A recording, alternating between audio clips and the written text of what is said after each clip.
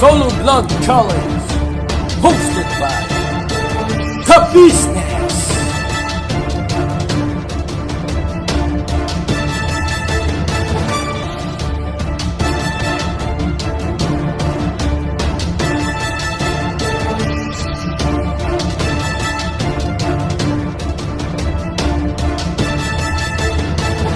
Bira! Yan na isang mapagpalang araw po sa ating lahat, mga ka-business, mga kalingap, mga kapapi. At panibagong araw, panibagong reaction ulit po tayo. At for today's video po ay gawin po natin ang reaksyon.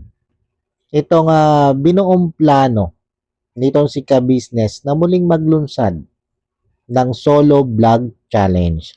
At ito nga po ay season 2 na. At ang kalahok dito ay walang iba kundi ang mga kagwang ulit at ang mga M's. At ang baguhan dito sa solo vlog challenge na ito ay si Kagwang Istong, Kagwang Wakiwak, at saka itong mag-asawang Lito at Vera. At yun, si Chideng, asawa ni Bornok, si Mercedes. Yan ay kung tatanggapin nitong si Ate Mercedes yung hamon dito sa solo vlog challenge na ito, season 2. Pero yun, bukod dito kay Ate Mercedes, Istong, Vera and Lito, ay ang bawat kalahok dito ay kumbagay may karanasan na. Naging kalahok na nung season 1. At ang wala nga lang dito ay si Kuya Renji. Kasi nung si Kuya Renji sa season 1 ay kalahok yon, kasama sa kalahok. Si Jonathan pala. Si Jonathan pala nung season 1 ay kalahok. At ang hindi natin tiyak dito ay kung makakalahok itong si Kuya Bong. Kasi alam naman natin, mga kalingap, mga ka-business, mga kapapi, na ito si Kuya Bong ay hanggang sa kasalukuyan ay yun nga, hindi pa rin bumabalik dito kay ka-business. At tila ba nasisiyahan pa doon sa kanyang pag-aaliw-aliw sa pamamasyal sa lansangan. Na ika nga nung kanyang ex-girlfriend na si Clarissa ay dyan ka muna. Diyan ka muna sa lansangan. Dahil diyan ka masaya. Diba? At hayaan na lang muna natin si Kuya Bong doon. Kung talagang doon masaya si Kuya Bong. Bagamat oo, andun tayo sa ang hangad natin ay mapaayos itong si Kuya Bong. At ganun din naman yung hangad nila ka-business, ang mapaayos itong si Kuya Bong. Kaya lang, ando kasi yung katotohanan na mismo si Kuya Bong ay tila ba nagpapadala doon sa payo ng kanyang ex-girlfriend na hindi ko alam kung hanggang ngayon o kung sila sa ngayon ay nagkabalikan na. Kumbaga nagpapadala si Kuya Bong doon sa payong yun ng kanyang ex-girlfriend niya na si Clarissa na manatili mo na dyan sa lansangan at wag mo nang babalik dito kay ka-business. Dahil anya, pag bumalik si Kuya Bong dito sa ka-business, ay hindi na ulit sila magkakausap. Yan yung ginagawang strategy nitong ex-girlfriend ni Kuya Bong na si Clarissa. Para itong si Kuya Bong ay ika ngay ma-brainwash para wag mo nang umuwi dito sa ka-business. Kaya kung hindi makakauwi si Kuya Bong sa ka-business house, ay malamang sa malamang ay yun nga, hindi siya makasali dito sa solo vlog challenge na ito na inilunsad ni ka-business sa solo vlog challenge season 2.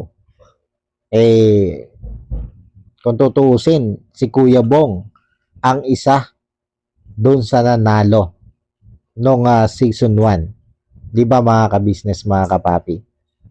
At kung sakali na kung si Kuya Bong sana ay nakauwi at nakasali dito sa season 2 na ito, ay hindi malayo. Hindi malayo na manalo ulit siya. Siyempre, alam naman natin na malakas talaga si Kuya Bong at marami ang sumusuporta kay Kuya Bong. Dati, ewan ko lang ngayon sa mga nangyayari ngayon kay Kuya Bong. Hindi ko alam o hindi natin alam kung yung bang pagmamahal ng maraming viewers ng ka-business at mga dating nagmamahal kay Kuya Bong ay ganun pa rin karami. Kasi napapansin ko doon sa comment section ay tila ba marami na rin galit kay Kuya Bong. Dahil yun, naiinis sila dahil tila ba itong si Kuya Bong ay nakapagbigay ng pahayag laban dito kay Laka Business. Pag siya nga po ay kausap nitong kanyang nagmamagandang ex-girlfriend na si Clarissa. Di ba mga kalingap, mga ka-business? Marami din kasi nakakapag-parating sa akin, mga message sa akin, na may mga nasasabi itong si Kuya Bong na hindi maganda laban dito kay Laka Business. Pag ito nga si Clarissa ang kausap nito si Kuya Bong. Kumbaga may mga tanong daw itong si Clarissa about doon sa mga nangyayari doon sa ka-business na nagkakaroon nga ng hindi magandang pahayag itong si Kuya Bong. Yun yung mga mensahe na nakakarating sa akin. At kalimitan yun yung ikinagagalit o kinaiinis ng mga ka-business supporters. Kaya hindi natin alam kung ganun pa rin kalakas si Kuya Bong kung sakasakaling ito'y makahabol dito sa Solo Vlog Challenge Season 2. At itong Solo Vlog Challenge Season 2 na ito ay sa tingin ko ay ito na rin yung simula sa bagong yugto ng pagtulong nitong sila ka-business.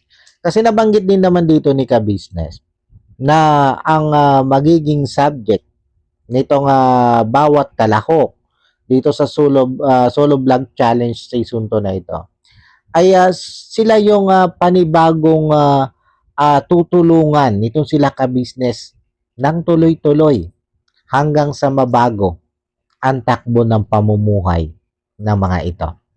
Yan yung naman nabanggit ni ka-business dito eh.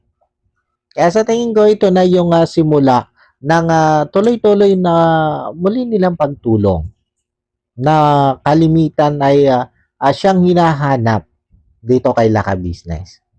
'Di ba? Ang nakakakuha nga lang dito, ang ika nga ay medyo nakakadismaya ay yung ibang yung comment ba nung ibang mga hindi natin alam kung supporters pa ba ito nila ka-business o mas malamang basher. Kasi marami ang nagsasabi o marami yung nabasa nating comment dati na kine-question na itong sila ka-business kung bakit mga ito ay hindi na tuloy-tuloy yung pagtulong. May mga nagke-question na may mga nagko-comment na puro good vibes na lang kayo, puro wala nang kwenta ang inyong vlog, kayo na lang ang nagba-vlog, uy, tumulong naman kayo. Yan yung mga ibang nababasa natin sa comment dito kay Laka Business. At maging yung mga tao nga na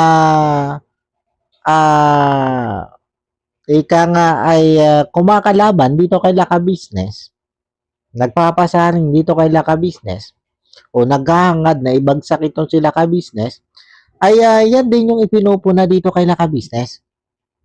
Yung hindi daw pag-charity o pagtulong nitong sila ka-business. Naririnig natin yan. Nakakarating din sa atin yan.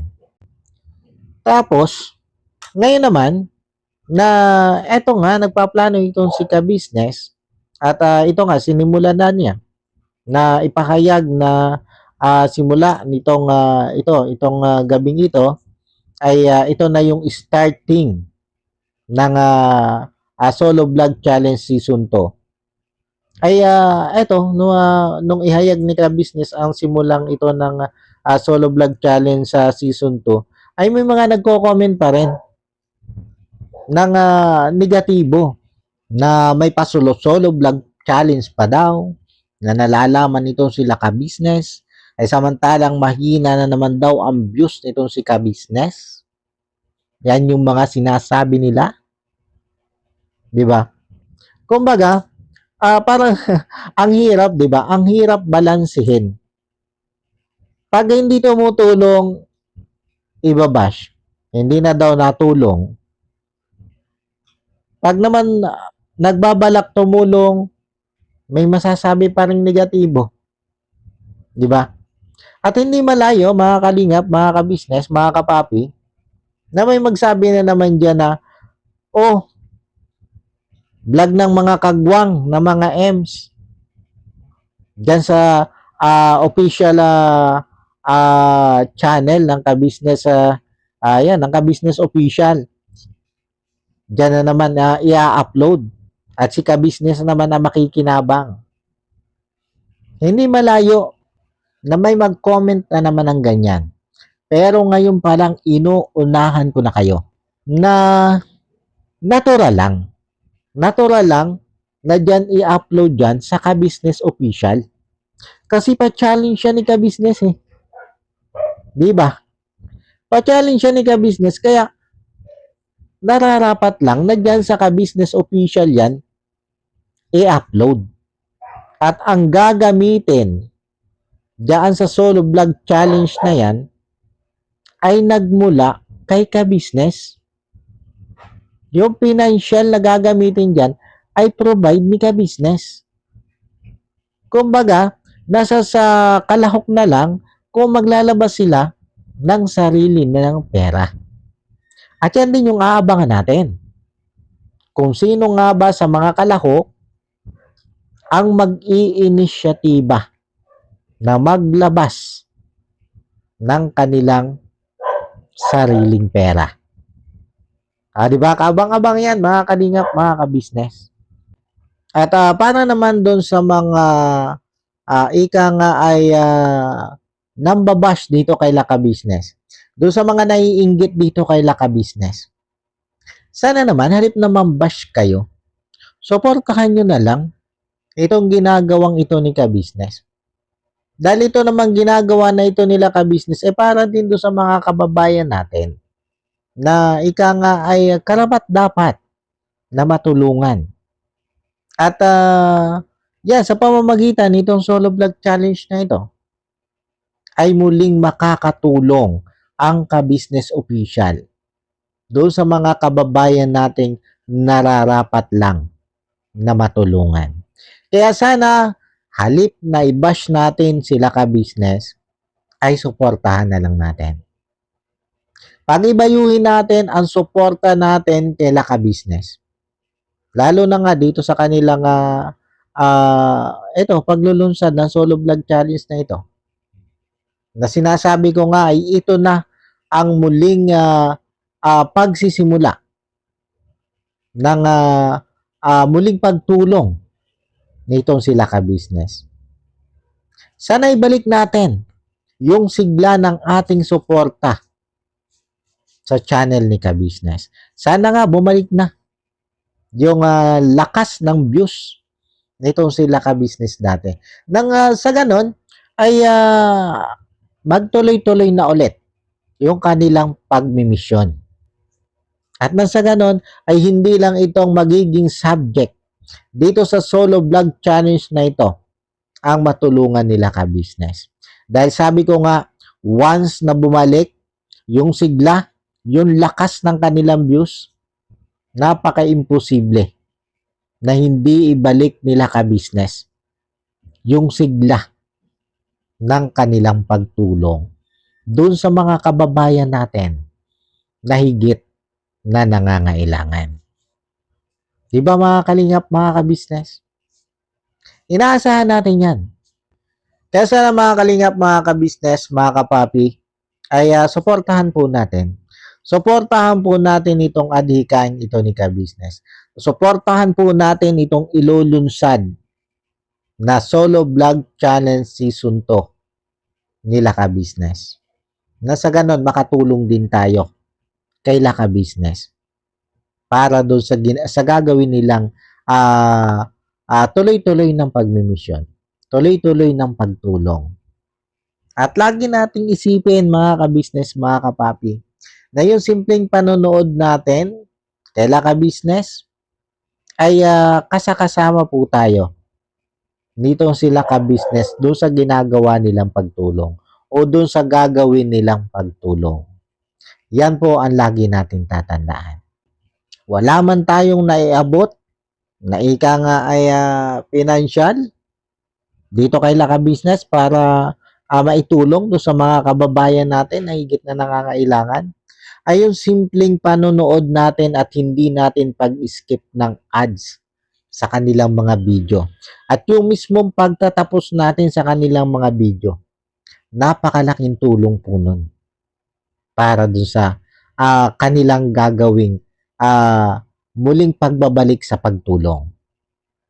Dahil alam naman po natin mga kalingap, mga ka-business, napakalinaw naman po na ang revenue sa YouTube ang pinagkukunan nila ka-business ng financial para sila'y makatulong doon sa mga kababayan natin na higit na nangangailangan.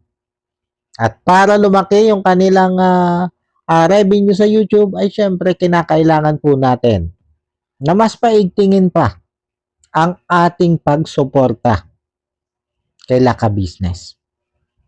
At yun, paano po mga kalingap, mga ka-business, mga kapapi? Hanggang dito na lang muna ulit po itong aking reaction video na ito. At muli po ay maraming salamat po sa patuloy na sumusuporta at patuloy na tumatangkilik sa aking mga reaction video o sa aking mga ginagawang reaction video.